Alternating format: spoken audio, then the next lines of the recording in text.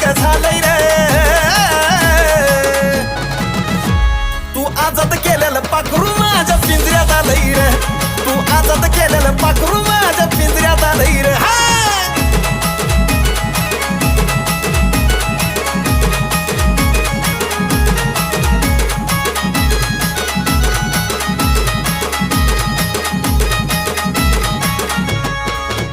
राहिला होत हितच आधी रे तुला कळलं नाही कधी रे त्या पाखराचा जीव अजून बी फक्त माझ्या मधी रे